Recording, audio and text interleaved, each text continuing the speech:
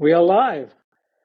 How's everyone doing? Welcome to another episode of It All Depends podcast, the show where we share tactical and actionable insights for customer success manager. I'm your host, Prashanth, and I'm really excited to have you joining us today. So my guest today is a really cool person who does so much cool stuff.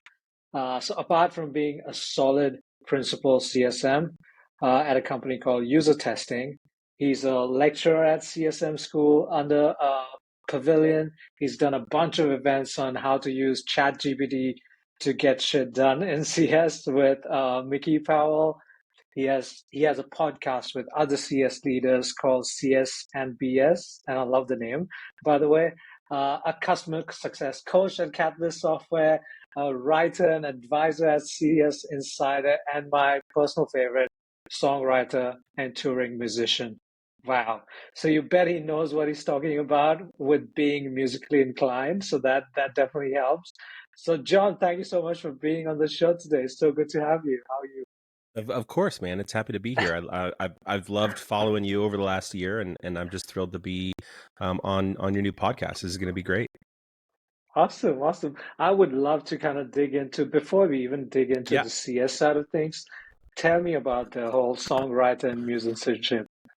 yeah. So I actually went to college for music. So I have a degree in music business and production. When I was younger, my dad was a musician, and I thought, hey, this would be cool. I wanna figure out how to do this. So I've played music, guitar, and instruments my whole life. I've been in a ton of bands. I've spent a lot of time touring, playing shows all across the world.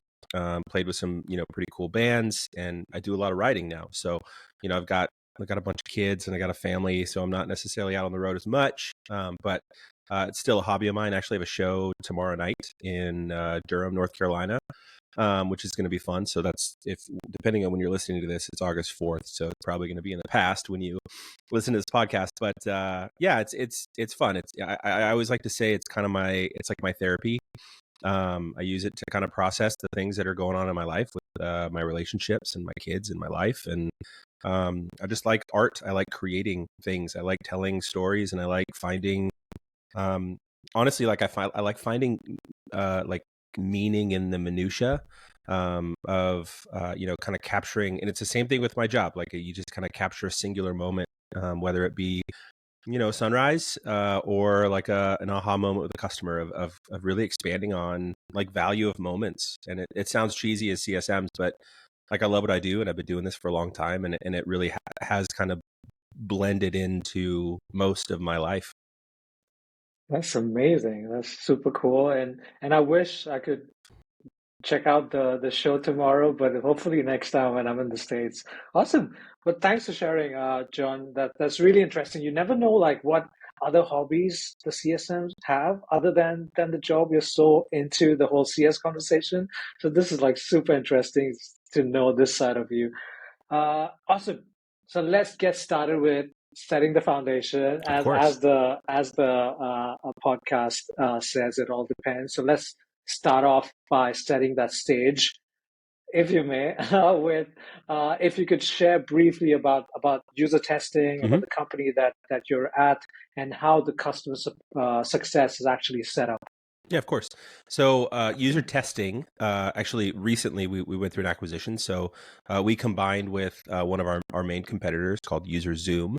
User testing and User Zoom are human insight platforms. So a lot of folks who, if you've been in SaaS or tech or anything that involves the internet, you know what UX and UI, user experience and user interface design is. So we power a lot of UX designers, researchers, product managers, marketers, customer experience professionals in understanding how customers use their software and how they interact with their software. Not only to gather insights like, hey, how do you like me? But Mhm. also to help make it better, right? There's some stats out there that Pendo released that says like 60 or 70% of products that are built never get used by our customers. And we exist really to kind of help cut back on wasteful building and to make sure that you're building what your customers need and what ultimately what they'll use. So we have a few segments. So I'm a principal customer success manager on the global team within key accounts. So that's like 17 titles in one. But we play pretty heavily in the enterprise space. Most of our customers are in the enterprise or enterprise plus space. We segment similarly to most based on company size and revenue. When you get into kind of globals, which are the kind of bigger groups, more strategic, those are companies that have multiple headquarters that are multilingual, that have resources that kind of span the globe. And then you go one step above that, and you get into the key accounts, and that's really like the top two. Yeah. It's the ones that spend not only the biggest, but that spend the most with us. And that's the world that I live in, is kind of like the upper echelon of this world of individual contributors as a CSM. We have CSMs. We have within key accounts. We also have a role that's it's called an associate CSM that supports the principal roles. And if you think about it, most of these big accounts have thousands upon thousands of users, right? And so it's not really a one person type job. So there needs to be some coverage. So instead of just doing one to one, we have a lot of processes and a lot of teams in place. So you asked like what our CS structure looks like. While we do have CSMs, we also within my group, I also have a program manager. I've got a solution consultant. Because we're heavily, in the research world, I also have a research partner that is a skilled and trained, like product researcher. So they have these, deep knowledge of the industry that I don't have. We've got an SC, we've got an AE, and then a global account director, and we're all dedicated to one account, which is pretty fun, to be honest. So we've got our support structures, and we've got our training enablement.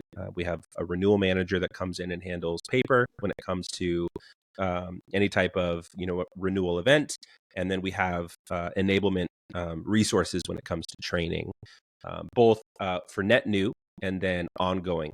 However, most of our training tends to kind of fall under, and we're going to get into this because I like the 2080 question that you asked later in the podcast, but a lot of the enablement that we do actually kind of falls under programs, believe it or not, like ongoing education. So That is so interesting.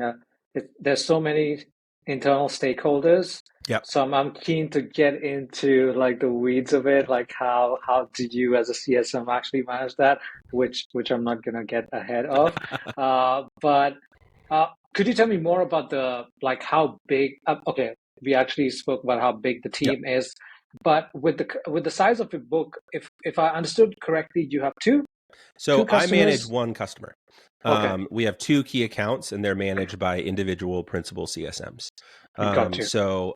However, we duplicate efforts, right? So if something works with us, we share a lot of information with the other teams, and we kind of make sure that what we're learning within our individual books are being applied kind of across the board. Right, makes sense. However, within this one customer, there's, I mean, millions of dollars and hundreds of contract, or 100 or so contracts and individual groups, and it's a big global company, and they're segmented very intelligently. It's almost like I have one customer, but I have a couple hundred customers. Yeah, exactly. If that makes I sense. would imagine they would have like different business units and Yep. different markets that you still need to manage. So it's not really one technically.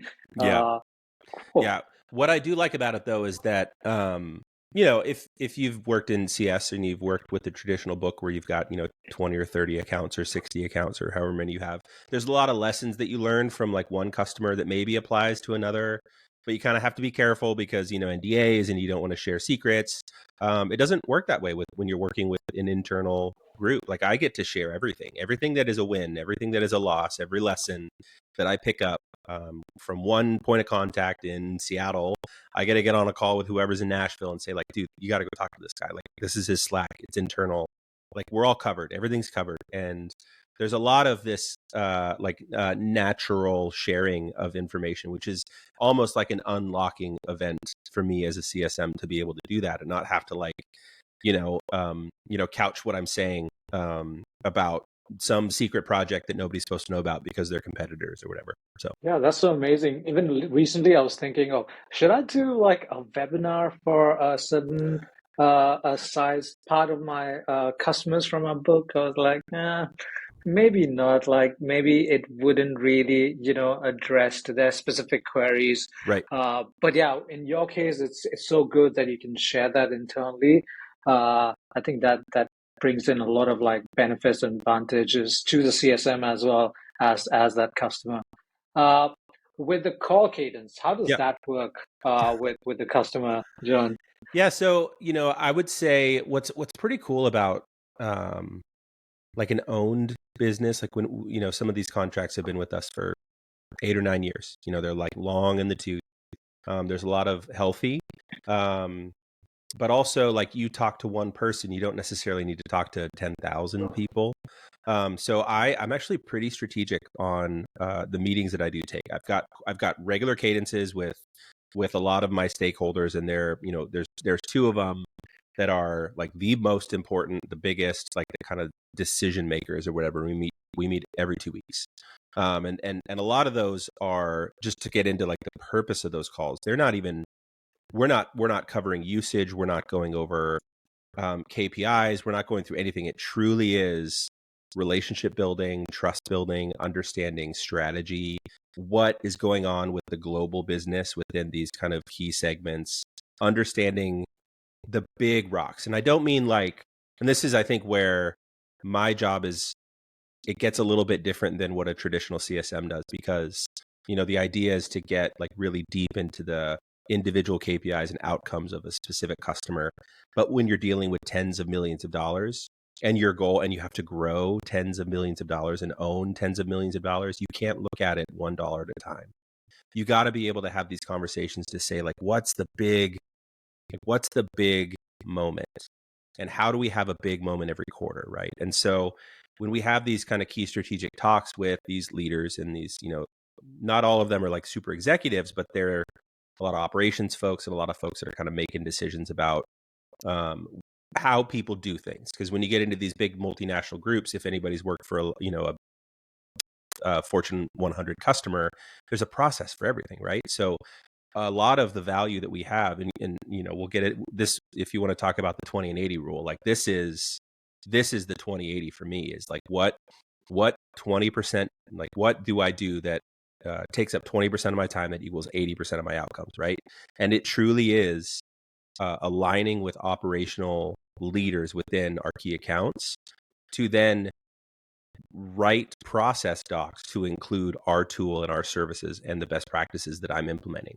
And the reason that does that is because when I have my one meeting every 2 weeks with, so and so and such, we get out of that 5,000 users that are now following a playbook that has been Mm. created. And then it is a natural conversation of usage, because they go, oh, well, I need to know how to do this. So we're going to set up trainings, and we're going to set up this. And it's not even like like an argument that they need to get into. It's like, well, I need to do this because this is the process, and this is the milestone that I need to meet, and this is my job. And so in order to do that, I need to follow X, and X is Y. And it kind of leads into this really natural conversation in a perfect world. It's not always, I say these, and there's always going to be an exception. I love that the name of this podcast is It Depends, because it depends. But like, that's the first thing that I do is, and it's taken me like a year and a half to really build like an understanding of the organizational structure of a company that is the largest company in the world, and employs the most people in the world. And we only have a fraction of those users, right? When you look at like the percentage. So like the TAM within this one company could support every seed stage startup that is on the market today, right? I mean, there's massive, massive amounts of opportunity in business, but it's like steering a cruise ship. Like, it is not quick pivots and, processes that turn the dial on, a dime. It is 2 years from now, we're going to realize the value of the effort that we're putting in today, right? And so getting into like that strategy it is as much strategy of coaching my boss and my leaders, that the way that you view and metric things should take into account the fact that like we're almost at like critical mass when it comes to what we can support as a service. So in order for us to make these changes, we really have to think long term and not just, well, what are you going to close tomorrow? Right. This really reminds me of like how Daphne from HubSpot, Yeah. who leads CS, she actually phrases CSM as you should always imagine yourself as the CEO of your book of business, which is how you clearly are looking at that customer and how you are best able to serve them. So this actually brings me to like, because you have just that one customer, of course, a very big customer, how does the metrics, like what are the metrics that come into Yeah. play? I would imagine it'll definitely be differ from a book like I have 130 customers, mid-market and corp. It would definitely be different to like how you are assessed as a CSM for that one customer. Yeah. So just because we're looking at revenue, like owned revenue, it's Mm-hmm. we were I think we pivoted to GRR this year, just to focus on stability. But we are looking at whole dollars, right? So I've got a, it's an 80/20 comp plan. Um, and our focus really is stability of revenue. And I think this is the thing that does align a little bit, is that since it is 1-to-1, like it's like if you start with 10 million, you should end with 10 million. And net was really nice because we were in a growthy market 2 years ago coming out of COVID. We're not really in that market right now, right? So net's a little tricky because it's harder to get that new revenue. And the stability of owned revenue is even more important, right? So we're spending a lot of time focusing on the basics and the core. So we've introduced, MBOs. There's just a lot of tasks that we need to make sure that we're doing in order to set ourselves up, not just set up ourselves for success, meaning I'm going to get paid, but also knowing what our customers' outcomes are, because 2 years ago, outcomes were fine, but they were nice to haves because people were growing and we're a consumption-based model. So people were always consuming, right? And we were a pretty stable company, right? And so now we're looking at things where it's like, everybody's looking at budgets. It's not an industry specific thing. It's just like, man, I'm spending a lot of money over here. Like why? And people are asking that question, why? And our CSMs, like our jobs as CSMs is to give them that why. Right. And if we don't know that why, and if we don't know that why for all 120 of your customers, like those ones that you don't know the why for are at risk, because when they ask you that question and you say, I don't know, like then they go, okay, well, let's look at what we can cut. Right. So a lot of our like metrics this year have been around aligning with our customers' outcomes and documenting and handoffs, right? Because of the market, we've had some turnover. We just did an acquisition, so there was a rift. Just a duplication of roles, right? So there's been a lot of handoffs and there's just not a lot of documentation. And, this year is really focused on that. And so this MBO thing works really, really well. MBO stands for managed by objective. If you're listening to this and you don't know what that means, instead of saying, okay, well, I'm going to KPI you on the dollars that you own plus or minus. We're also going to say, I also would like you to do these 10 things, and how you report on those things is kind of up to you, and how you define those things is kind of up to you, which is great. Gives you a lot of creativity, where we're going through this big program of success planning right now of, I want to be clear, like mutual success plans, not just a CSM documenting things Yeah. and saying, okay, go do it. But that comes down to it. So for the, I'm not KPI'd on like core usage, but it is one thing that I track. That is an indicator for me of customer health, because we are consumption based, right? People need to use the software and the services in order to find value. So I'm using that as a trigger point into what a customer outcome is. So what is their usage and what is their trends? I do a lot of trend analysis because we're talking about like 10,000 people or however many people are on the platform. And we have, I love this topic. This is the topic that I will like freak out on in a good way.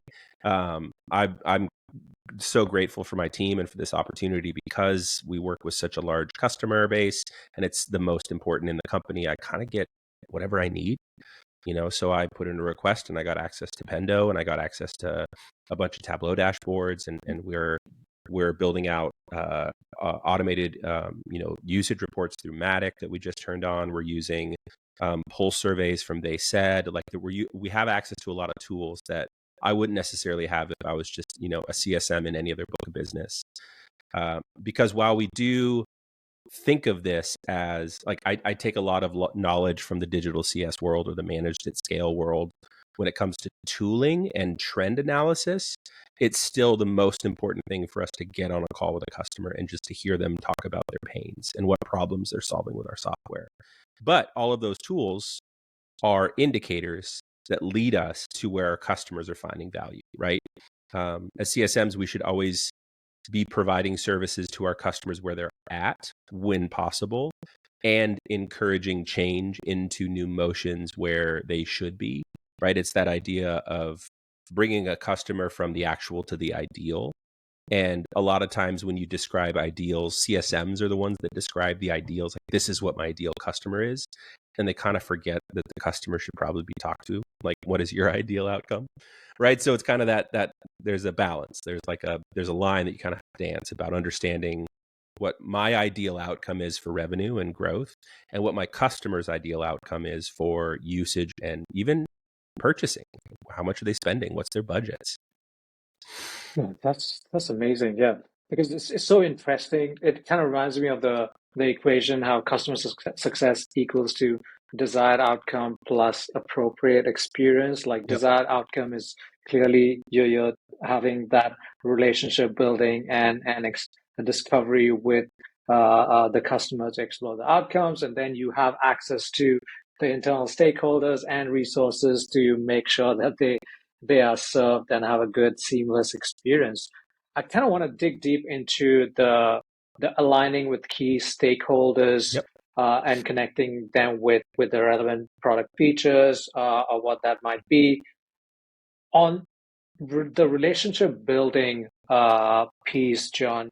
How do you think over a call, like what are the best practices that you would suggest that you use over a call to help build that rapport and relationship? Yeah. So, I mean, there's a couple things. I'm generally like a talkative guy. Like, I can bullshit for hours with anybody. I can find commonality. Like, one of the things that I do love about myself is that maybe it's just the fact that I had untreated ADHD for 20 years, that I just kind of like accumulated a ton of different things that interest me. So there's a lot of things and connections that I've made to people. And I think that's one of my superpowers, is the ability to connect, not just like you and I connect, but when somebody talks about something, to connect to what engages them. And I think this is something that is incredibly important. I think you can be empathetic, and you can be kind, and you can be open, and you can listen, and you can have discovery questions and open-ended and probing and all of these things. But if you don't actually like feel the fact that you have a human on the other end of the line, and that human has to pay bills and has student loans and maybe has a sick parent and has a dog that needs to be let out, or like the fringes of our lives, Mhm. that work pushes to the fringes because we have to eat and this economy is so weird, right? um, if you don't have the opportunity and the ability, let me phrase that differently. The way that I build rapport is bringing those fringes back into the center of the conversation, is to highlight the humanity of the person I'm talking to, is to understand their personal goals and their personal outcomes. Meaning, my job, I need to keep my job. I need to feed my family. I need to go on vacation. I got to make this card payment. I got to, buy some new guitar strings or whatever it is, right? There is this thing that is core to us as humans.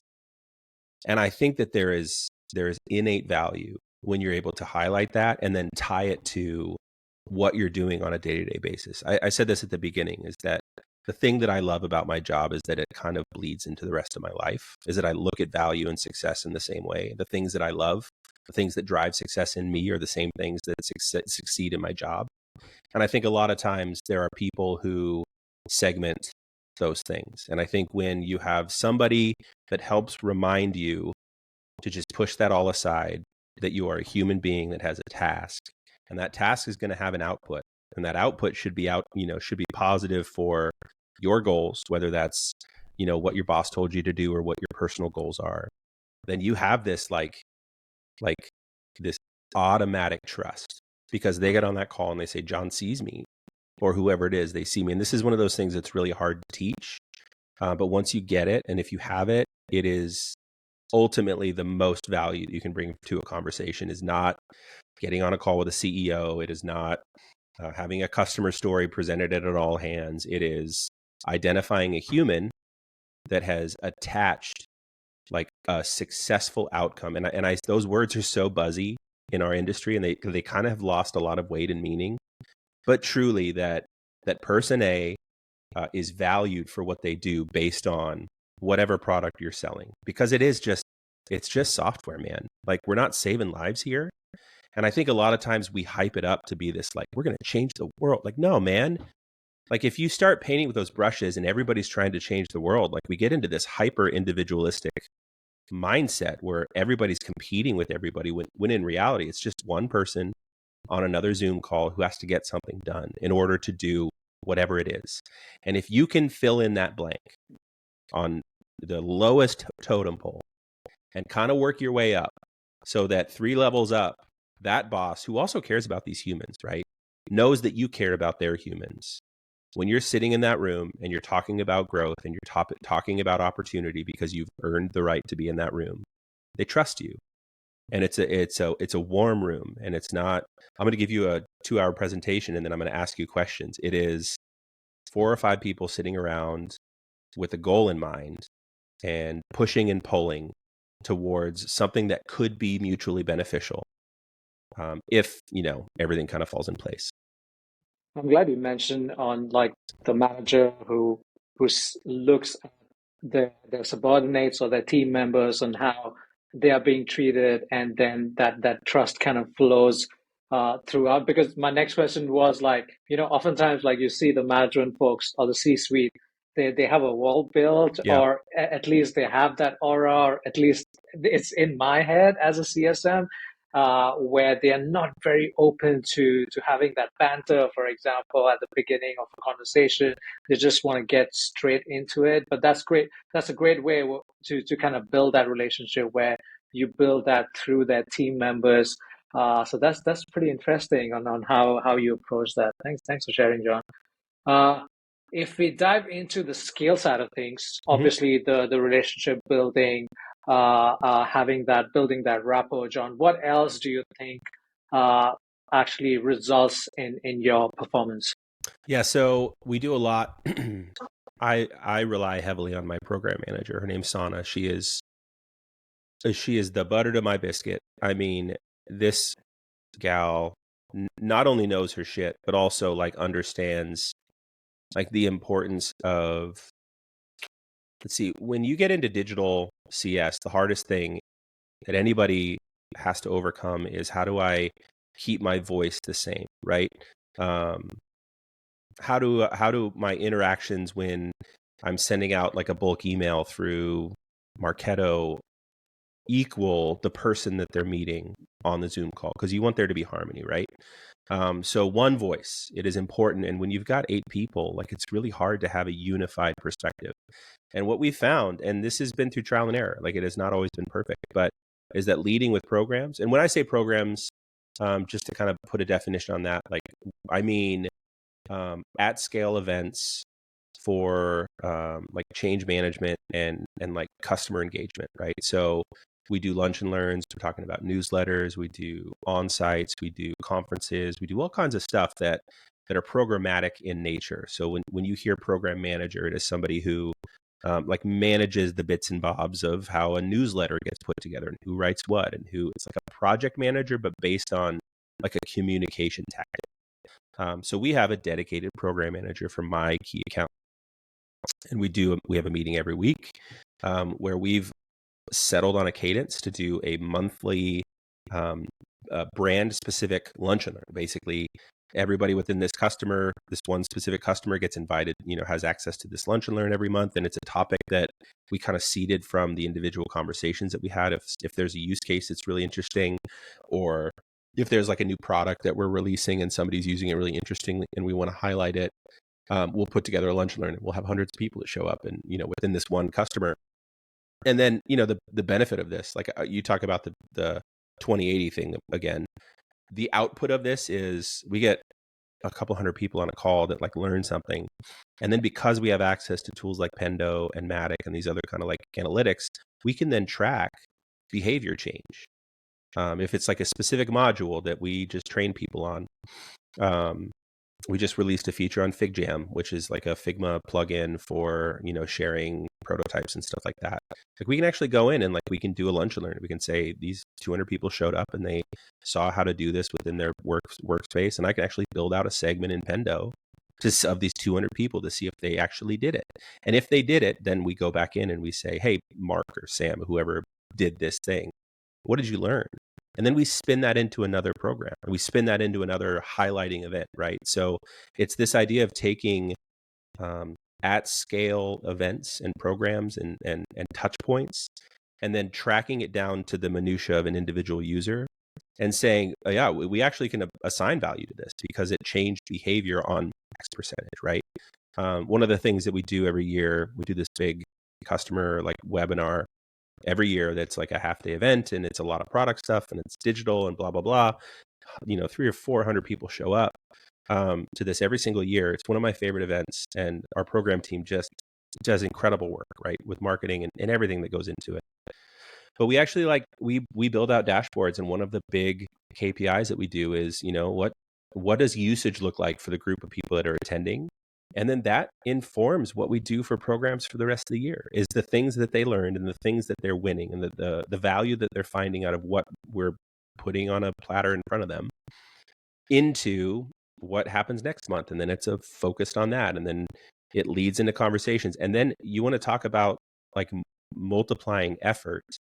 It then goes into, we're going to do a newsletter that kind of highlights to folks that didn't attend because there's 10,000 people in here, right? And we segment intelligently based on, persona, if it's a product guy or if it's a design guy or whatever. Like we will send these lunch and learns or these webinars that we've recorded as evergreen content, right? And we will drive traffic and knowledge throughout the rest of the year based on all of these events. And it really gets into kind of this like marketing, like almost like ABM ABM, you probably know because of your HubSpot, but account-based marketing, very specific, like targeted, like sales tactics is what ABM is. But when you talk about it from an owned, revenue perspective, you kind of open up a whole new world to be able to say, I'm going to be marketing to these people to increase usage because I have to. I can't get on a meeting with 10,000 people. So it's really putting that lens of how do I build all of that stuff I talked about just value and specific relationships and what levers you can pull. But then also that 30,000 level view of like, okay, but how are we filling the hopper with these people? Right. And how are we finding them? And that's where this program comes in. And it's that two-tiered approach of ground level plays that get into processes and playbooks and Wikipedias internally. And then also like, how do we validate everything that we're doing? And then how do those two play together, right? So how do we highlight one person up above and then bring it down into building deep relationships, right? And it's just kind of this this ebb and flow of finding topics, finding things that resonate, finding things that move the needle, highlighting an individual person, building a deep relationship with that person, then figuring out what their influence is. And if they have influence or if they don't, but they know where influence is, then you jockey between people, right? And it really is, it's like a game of Frogger with a bunch of really expensive resources. Shout out to your program manager. I can totally see how effective having that teammate and that resource actually helps you with managing your customer. Which brings me to the cross-functional side of things. Since you Yeah. have so many stakeholders, John, I would imagine like like I would have questions such as, like who owns the communication with the customer? Like how does that work internally? Can the AE directly reach out to the customer? How does the program manager actually work with the customer? So how does that work actually Yeah. internally? I mean, selfishly, I I will say that I own the customer. I, Jon Johnson, own the customer. But um, I also I also believe that my program manager would say the same thing and my AE would say the same thing. And I don't say this in an argumentative way. I actually say this in an empowerment way. It's not mine to give. I am not the supreme leader or supreme chancellor. But this is where collaboration is incredibly important. And I think we have, again, it's not always perfect, but we have a really good process where, everybody talks about how many meetings we have. And it's like, but you got 8 people, you really got to get into a room together every week and make sure that you align on what's being done, right? So we've got spreadsheets and we've got contact lists, and our AE and our BDR, exhaust contacts, and they check people off like a normal person would. But there's always this lens of, let's make sure that this isn't, affecting anything negatively, right? There'll be times where you reach out to the wrong person. They're like, oh my God, leave me alone, right? And it's like, I'm already a customer, so we go back and we make sure we update these points of contact. But the tone is really set by the team. I would like to say we all think of ourselves as leaders within the team. They're all dotted lines. I'm not anybody's boss. I do think that I set a good amount of the strategy, meaning like the high level stuff, because I just think about this stuff all the fucking time, man. Like all the time. Like I love it and hate it, but coming up with ideas, but then also like all of the blanks get filled by everybody on the team. And Sana, looks to us for topics, and we introduce people, and there's just so much trust, and it should be that way. And I think that there's very little that anybody on the team could do that would break that trust, just because we have like a really locked in vision. And there's some ebb and flow, and we're kind of in this maturity process right now where we're looking at what has worked in the last year and a half and maybe what isn't working. And this is the thing that's really hard for me, because I want to be the boss. I want to be at the wheel, driving everything. But I'm nobody without the people around me. Just like, we are better when we are together. And I don't want to be on an island. And every single time that these topics or these things come up, the output is always better when every voice is heard, good or not. Like it's not a democracy. There's no final say. We kind of just come to like an agreement on what we want to do. And the AE, our sales, we have an AE, Sam Bush, who I adore her. One of just the smartest whips that I've ever worked with in sales. We have a GAD, which is a global account director, Matt Distache, who just like one of my favorite things. And we actually did this on the last CS and BS podcast. We just hammered on this sales guy. I don't know if you listened to the episode. It was brutal. Like it was just this argument between sales and CS, and it was like the Sharks versus the Jets in West Side Story. We won, of course, because it's our podcast. Yeah. But I had like, you talk about collaboration, but we had a 2-hour meeting with our global account director 2 days ago. And we're talking about pricing strategies, and we're talking about value, and the stuff that you do right in the middle of the year. You're looking at things. We're about to do QBRs, and he came in with this, this perception of what needs to be done. And this 45-minute meeting that was scheduled turned into a 2-hour-long conversation, and it was a really positive conversation. And I think it's one of my favorite conversations that I've had with a salesperson. This is a relatively newer resource on the team. We just brought somebody new in, who had some experience with this account in the past. And I got to be honest, it was the exact opposite of that podcast that we did last week, where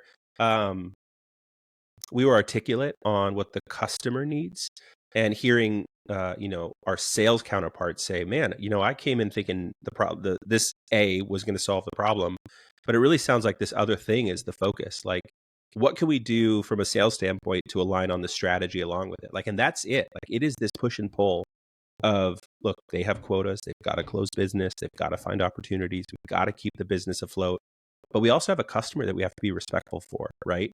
And I think that we've built this unique relationship in our group to be able to say, I think that's a bad idea.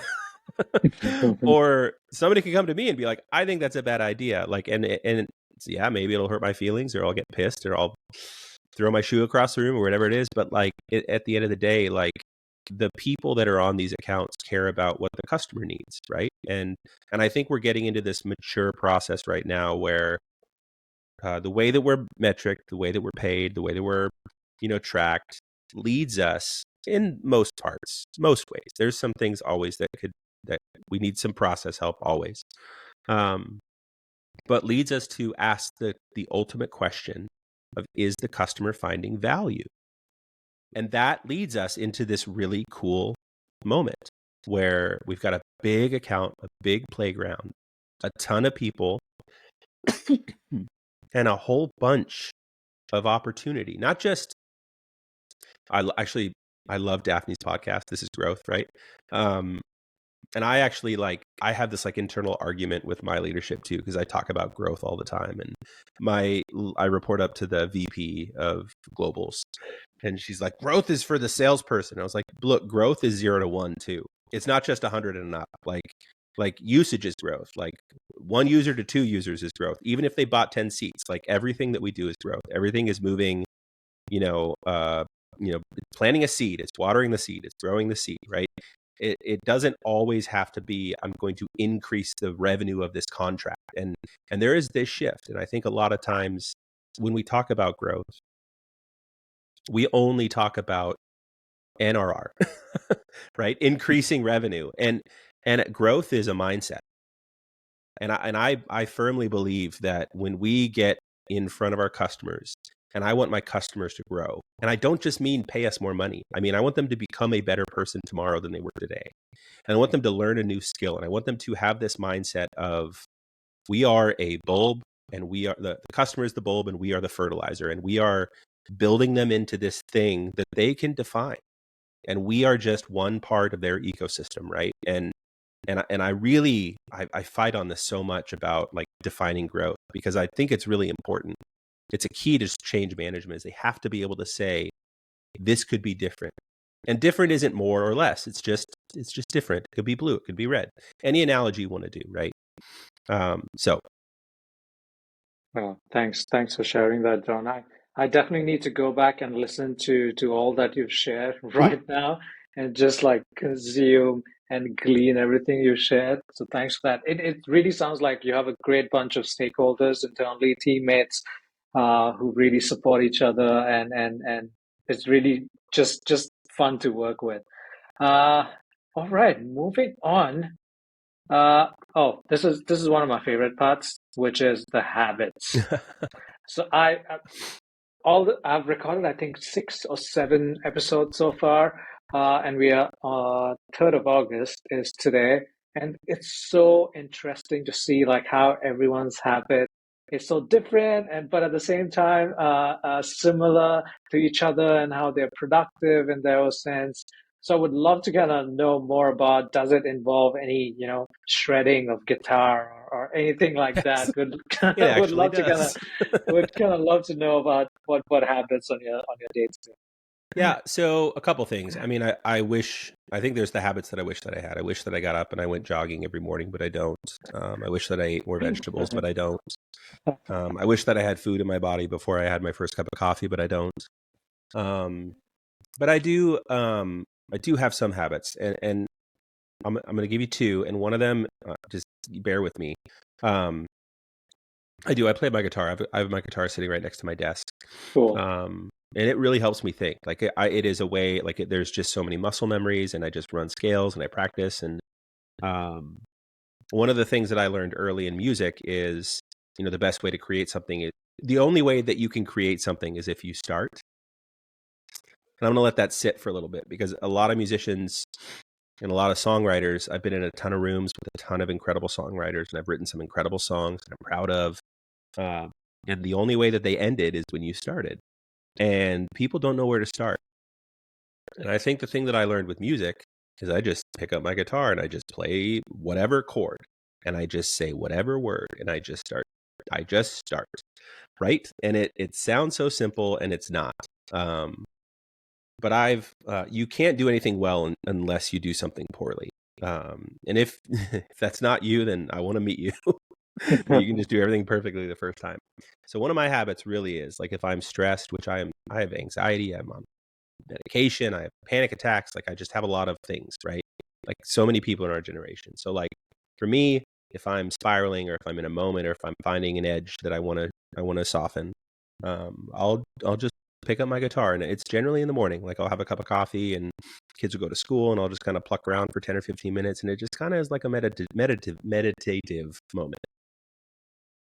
The other habit that I have, and this is where like I'm sure some psychologist is going to get on and tell me I have some sort of mental disorder, but I think it's okay to hyperfixate.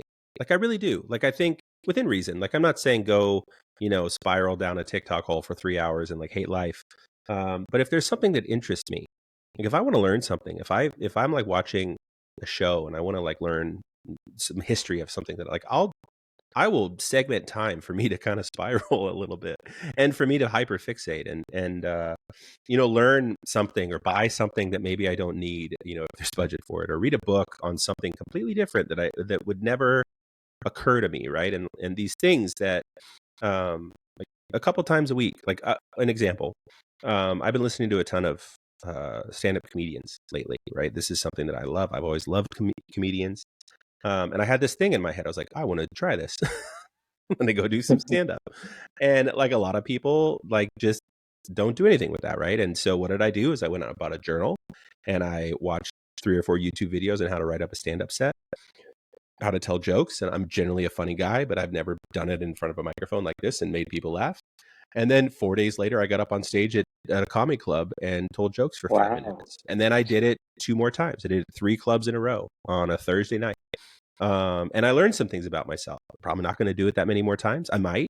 There was some fun that I found in it, but the value in it for me was I started something and I wanted to see it through, right? And it's not even like see it through to like mass acclaim and tons of success, but it's just like these little things. And I think one of the habits that I try to do as much as possible is that if I start something that gives me a little spark, I want to find a moment of finish, whatever that definition is. And I kind of let that be a little bit, transparent on what finish means, right? Like I'll probably get up on stage and do some more comedy.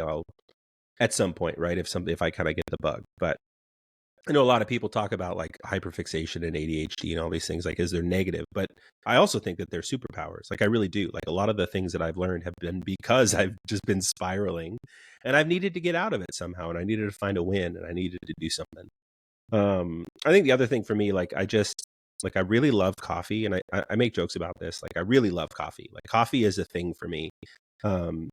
It's not so much. I moved to Raleigh, North Carolina about 1.5 years ago. Haven't necessarily found like my spot, but I was living in Ventura, California for about 10 years. And there's this one coffee shop and I went every morning. And I've got this like vintage Volkswagen convertible that I drive and it's little yellow Super Beetle. And I would go get a cup of coffee every morning and I would have a croissant and I would just kind of spend 30 or 40 minutes, sometimes more, just talking to people. Like, and it was just a thing that I loved. And it was just so life-giving and so fulfilling. That's one of those habits that I look for and that I'm looking forward to kind of developing again. Oh, wow. I absolutely love those habits. And I think at the end of this podcast, when it goes out, I'm sure there's going to be demand for Jon releasing videos of him playing guitar on LinkedIn, I bet.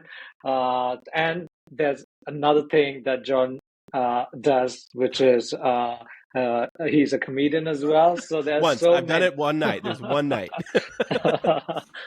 But yeah, thanks for sharing that, Jon. We're almost up for time, so but I don't want to let you go without asking you about, because we always talk about these strategies and Yeah. and these tactics and how that works, and sometimes it doesn't work. Sometimes we fail and we just have to pick ourselves up. So we'd love to kind of know a time that you actually experienced that and what kind of came about it. Yeah. So, I mean, there's probably the biggest one. And I know we've only got a few minutes, but it's one of those things that I don't really talk about a lot. But I was working for a company called Splash. And I really loved the product. I love the company. The CEO is a friend of mine. Like I really, really loved this job, and I loved people and the product. Obviously, there's always challenges, but I got this email from a high up person at this company. Maybe you've heard of it, called PayPal. Um, and it was this pretty incredible opportunity. He said, "Hey, I love your stuff. I've been following you for a while. Like, I'd love to talk to you about this role." And it was this really big role, like a big jump in pay, big jump in responsibility. And now in hindsight, it was definitely too good to be true. But I kind of took a leap, right? Um, took this job. I left Splash, which honestly, like I will say every day, is that I regret leaving Splash. Happy where I'm at today. I'm glad where I'm landed. But I walked into this role with this perception of what I needed to do, what I was hired to do. And there really wasn't anything that was validating what my perception was, if that makes sense. Like I really walked in with a ton of preconceived notions based on the interviews and the recruitment process, that I was coming in to do X and to fix Y and to do all this kind of stuff. And I just got down to work. And I lasted 3 months at PayPal.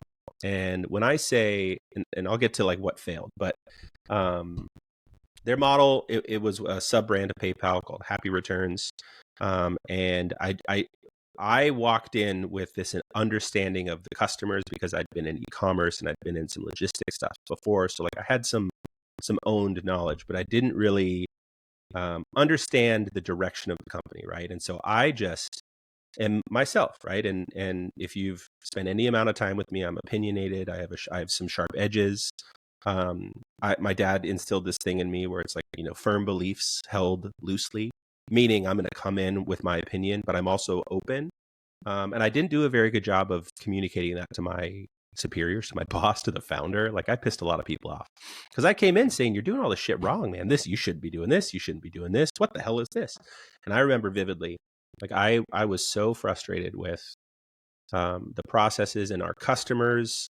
And I'm going to put a big caveat on this, but from my perspective, our customers were not getting we're not finding the value that they needed. Now, I was only there for 3 months, so I don't really know. But I had a lot of opinions, right? And so I wrote this big email. I mean, 8 paragraphs to the founders, to the CEO. I had this title and I had this opportunity, and I had this audacity, the way that I like to frame it, of changing things, of saying like, "Guys, I'm talking to these customers. These customers are telling me this thing, and I'm coming to you, and you're not listening." And it was everything about it was wrong. Everything about it was my ego. It was my personality. It was my trauma. It was there was no soft edges to this kind of like strategy that I had. And I was brought in, like, we move fast, we break things, like we want opinions, we want all this stuff. And I was like, fuck yeah, like I'm in, like, let's do this. Right. And I quit. It was one of those like acknowledgements where I was like, this isn't it. Not just like, this is a toxic work environment. There's some things that I absolutely like. There's a few lines that were crossed that I said, like, I'm not willing to go past this and I'm going to leave. And I like to make that choice. Like, I don't ever want anybody to make that choice for me. But there was a moment where I was like, this is going to go one way. And I just like, and I learned a lot about myself. I learned a lot about implementing strategy. And I think this is one thing that absolutely, utterly helped me moving into user testing, is coming not with my tail between my legs, not nursing a bunch of wounds, but seeing a whole bunch of people at this other company with good intent, with PayPal behind them, and product and all of these processes that we love in SaaS, doing what they think is right, and then me not taking the time to say, I think I need to spend some time to get on your page. Right? I'm in this senior role. I have more opportunity. I have more seat at the table. I need to make sure that I respect that seat.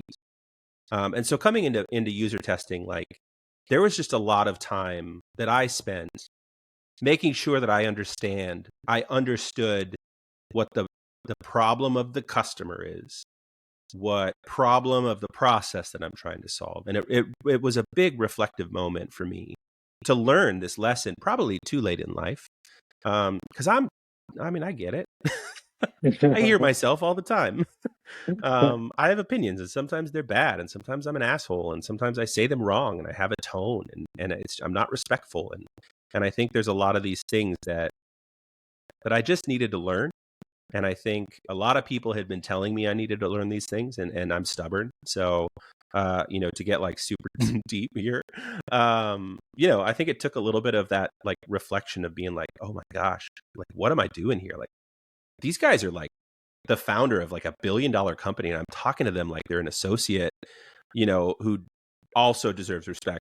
Not that they don't, but like I'm just like I have this air of entitlement, and I think there was just like a coming down moment for me of saying like you're not important. And I know I'm not, but at times we all get self-inflated, and I had listened to podcasts, and I had written newsletters, and people subscribed to me, so I had opinions, and I was like, people want to hear from me, so shut up everybody. But that's not that's not it. That's not what we're here for. Well, no, me and I'm sure all the listeners really appreciate you being so transparent about this and sharing, John. Really appreciate that you shared. There's so many learnings from that, and you are clearly crushing it right now at user Sometimes testing. it depends. Nice one. Uh, the last one, but thanks for sharing this. This has been really, there's so much gold nuggets in what you've shared. Me personally, I'm going to go and listen to this myself and take notes of all the good stuff that you've shared. So I really appreciate you for sharing all that. My very last question, I always ask my guest, is that which CSM would you personally like to listen from on the pod so we keep this kind of Yeah. going on? Yeah, well, there's a guy that I work with at CS Insider. His name's his JP Jean-Pierre Frost. I don't know if you know him. Honest, he's one of my favorite guys. I've never met him in person. We've done a few webinars together. Like I read his posts. He's got a new job. I love his perspective. He's got such a fresh take on just life, and most of what we do with CS has nothing to do with CS. It's just who we are as a people, as a people. And he has such an incredible personality, and he's got such an incredible point of view. I linked his LinkedIn to you in the Notion doc. I want to hear his answers to your questions, and I Nice. think that a lot of people that listen to this would also value his perspective as well. Yeah, totally. I actually interacted with him during a Good. couple of CS mixes. The energy that he brings to those sessions is just incredible. It's so fun. So yeah, I'm totally gonna have him on the pod. But thanks again, John, for being up for this Of course, this was and wonderful. sharing You're a so great much. host. What are the resources that you want to share with our listeners, Yeah. or where they can find them? Because you have so many things going on, so tell them. Yeah, I mean, I think the most important thing that you can do for me is to just do your job. Like, and I don't mean that in a sarcastic way. I mean like put into practice some of these things. Like, I want to hear how it's going. I'm an advisor for CS Insider. If you don't know who we are, we're a CS led newsletter that comes out biweekly. We do a great rundown on what's happening within CS. We do a lot of great articles. There's a lot of great content. I've got a playbook that's coming out with them in the next month that I'm pretty stoked on. It's like 40 pages of like my life and customer success. So I'm pretty stoked on that. I've also got like a newsletter that I do that's kind of casual. Like it's not like I do this every week. It's called Measure Over Method. It's linked in my LinkedIn that you can follow. You'll get a couple emails from me. Like I said, it's not my passion. I just like talking and I like sharing ideas. So if you're interested in hearing more of that, I would love, for you to follow me on LinkedIn and sign up. Wonderful. I'm sure our listeners will be eagerly wanting to check those out. I'll also link those in the show notes. Perfect. But again, I want to express my heartfelt gratitude to John for joining us today and sharing your incredible insights. It Thank you. has been an absolute pleasure having you on the show. And to our listeners, thank you for tuning in to another episode of It All Depends Pod. We hope you enjoyed. I'm sure you did. But don't forget to subscribe and follow us on your preferred podcast platform. And be sure to join us next time for another episode. Till then, have a good one. Cheers. Thanks, guys.